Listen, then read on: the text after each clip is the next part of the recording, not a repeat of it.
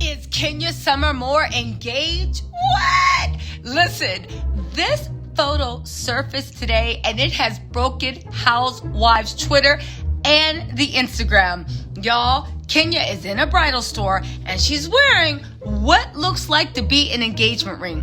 Don't believe me? Just watch, because I got the receipts. Listen, let's take a look at this and then meet me after the jump, because I have a theory on what's going on. Also, I got some new season 14 tea. Woo! And it's juicy. All right, let go. All right, so here's the picture that got everybody shaking. Now, first off, I gotta say a couple things. Kenya looks drop dead gorgeous. Listen, she said pandemic. Wait, what pandemic weight? She lost all her weight and then some. I'm trying to give her the 25 pounds I gained for her to lose it for me too, because she damn sure got that discipline. Kenya's body is looking right. Cute shoes, hair as usual, flawless. But look at the background. She's actually in a bridal boutique. And if you there's something else that you guys need to notice. Let's actually zoom in. Bam, right there. Everybody is speculating that this is an engagement ring. Now, here's the thing, you guys. Before we start asking for invitations to the wedding, we have to ask ourselves this, right? Engaged to who? Now, there's only two options that could be happening, because a couple of weeks ago, Kenya was telling everybody she was finally ready to date. Now, Kenya's a gorgeous girl. Any man would be lucky to have her. However, do you really think that she could be dating and engaged this quick?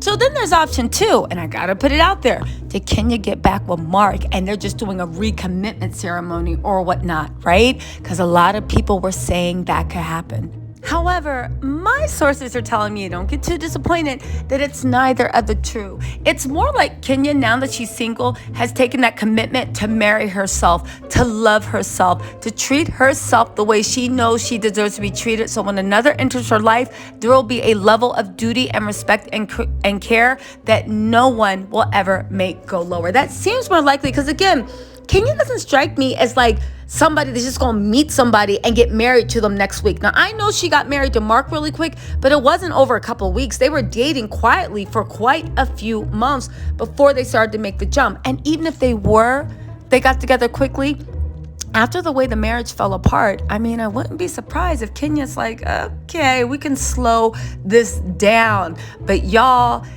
listen, I would love to see Kenya married. Ooh, we should start a married Kenya. She don't need it. She got men. She don't need it. Well, she don't got a man, but she got everything she needs to get a firm, loving partner.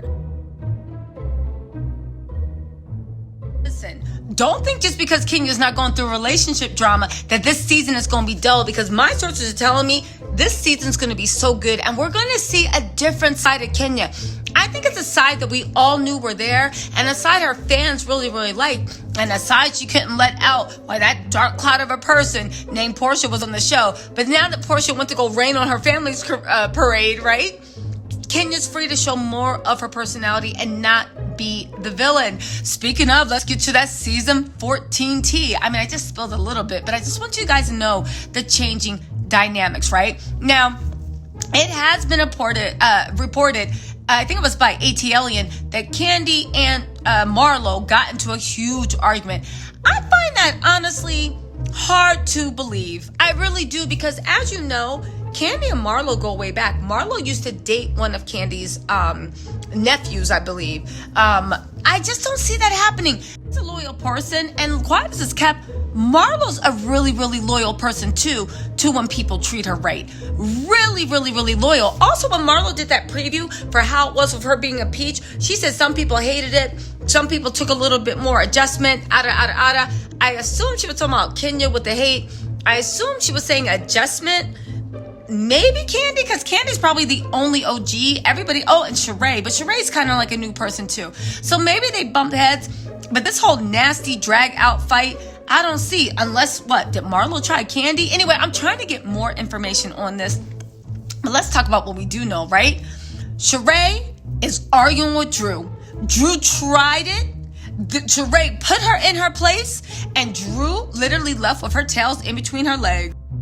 Kenya versus Marlo. Listen, Kenya and Marlo are literally, in my mind, they remind me of the Roman empires. They are separate but interdependent nations, states, right? The only problem is every time there tries to be a ruler between them, those two Aquariuses bump heads and they get on some Highlander. It can only be one. I do not think for a second that Marlo and Kenya did not bump heads, partly because with the follow unfollow, I think the producers kind of want this feud, but one thing about those Aquarius, when they need to, they will squash it, they will laugh, they will have fun. But I'm telling you, keep seeing them follow and unfollow. Listen, my little spidey sense are tingling. I would say my sources, but I don't want to get them in trouble. The producers, if you notice, are doing the same thing with Real Housewives of Beverly Hills. They're keeping a tight lock on the storyline. They do not want the storyline to get out. However, they are, in their own mind, starting drama online by having the castmates follow and unfollow each other. So it gives us just a little bit and piques our interest. So when the show comes, we'll be like, okay, so what happened? Which honestly is what it really should be. So in that case, I'm going to give it a break. I'm not going to spoil the storyline, but we see what you're doing, producers. We see you. We also have, right, Sheree versus Sanya. Now, here's the thing, right? I don't know if it's anyone versus Sanya. I will say that Sanya is fiery. I know everybody saw her from her Instagram live where she does like the very all-American family thing, which is a part of her personality. But my sources are saying Sanya is no pushover. She is no fool, and she don't got no problem opening her mouth and telling people what they think of them. And Sheree, because you know Sheree, remember, that's the one thing I'll say about Sheree. Sheree will try people and then get her butt handed. Remember when she tried Kenya on behalf of Kim Zolciak? Remember when she tried Nene? Remember when she tried, did she ever try Phaedra? I think she might have. Sheree just be trying people and she get her butt handed to her. Now, I can see Sheree and Drew trying each other and Sheree winning that one. But with Sanya, everyone's telling me there's a reason why she got picked to have that peach. Because, baby, she knows how to deliver. Also got Drew. Drew's arguing with everybody, right? Drew versus Fatum. I believe that's her name. Fatum is actually Sheree's friend. Now, remember a long time ago when I was like, yo, Akon's wife is testing to be a peach holder, right? Because of that stuff that happened with the polygamy and she got axed off of that friend of testing. However, we kept seeing her show up until we saw Fatum. You might not know it, but Fatum and Akon's wife look very, very similar. However, Fatum has been filming. She's been mixing it up. She's been showing everybody her personality, and the producers are loving it. You know they love drama, but she has a super, super interesting home life too. So Drew gets into Fatum, but I think that's because Drew was throwing her weight around, and she was like, shoot, all the OGs are dogging me. Let me just go, right? And pick on this girl that's not even a peach holder. And she thought Fatum was going to take it, but Fatum took it to have her moment. And guess what? Producer loved it. Listen, this season's going to be good from what I've heard of the storylines, right? The producers are keeping a tight leash on it. They don't want to ruin anything. I don't want to get anybody in trouble, but I'm telling y'all, we are reviewing it and it is going to be good. Speaking of good, Candy of the Gang is supposed to be good also, but it's not a Real Housewives spinoff. It really doesn't have that much to do with how we know Candy and Todd on the show. It's more about kind of like a Vanderpump Rules. And you know, I used to live for Vanderpump Rules, right? Used to live for it. Still do, but now it's just getting weird. But you get my point. Oh, also,